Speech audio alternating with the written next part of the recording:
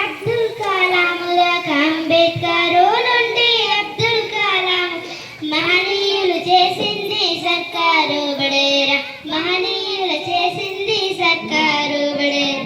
ఊరుబడి పిలుస్తోందిరా, ఉచిత విద్యను బోధిస్తనందిరా.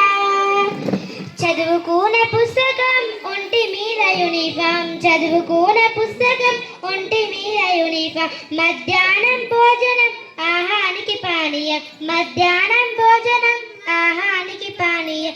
ఊరుబడి పిలుస్తుందిరా, ఉచిత విద్యను బోధిస్తనందిరా. చదివినంత చదువు నీ భవితకు ఆదరువు, చదివినంత చదువు నీ భవితకు ఆదరు. బ్రతుకంతా వెలుగు బోధించును గురువు, నీ బ్రతుకంతా వెలుగు. నేర్పే ప్రతి అక్షరం వికసించే విజ్ఞానం, నేర్పే ప్రతి అక్షరం వికసించే విజ్ఞానం. రేపటి నీ ఆశయం భవిష్యత్తుకు బహుమానం, రేపటి నీ ఆశయం భవిష్యత్తు.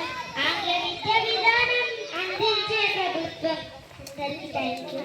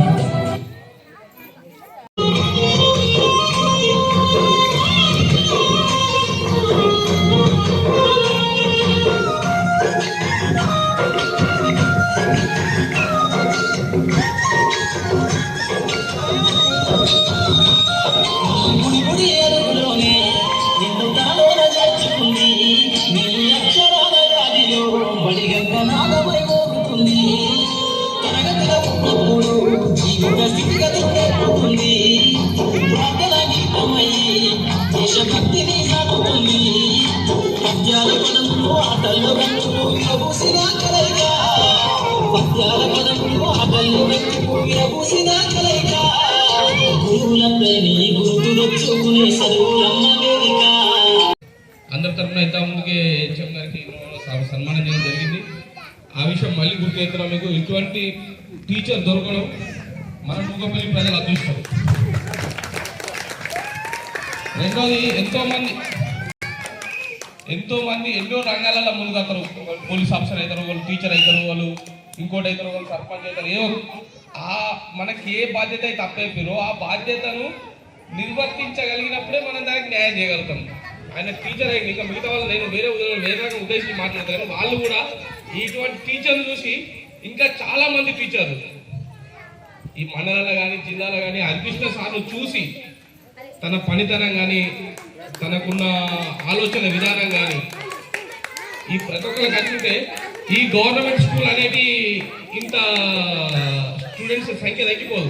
ప్రతి ఒక్క టీచర్ హరికృష్ణ లాగా ఆలోచించగలిగితే, హరికృష్ణ సార్ లాగా ఆలోచించగలిగితే, ఇప్పుడు మేము ఏదో గ్రామ సర్పంచ్ దగ్గరికి పోయి మీ బడి పోతుంది, మీ స్టూడెంట్ని తీసుకురాలి, స్టూడెంట్ మెయిన్ తెచ్చుడు కాదు, మీరు ఈ స్కూల్లో ఏదైతే విద్య నడుస్తుందో ఈ ఏదైతే పద్ధతి నడుస్తుందో సేమ్ ఇలానే కంటిన్యూ అయితే వాళ్ళే పేరెంట్స్ కూడా మొదలవుతుంది.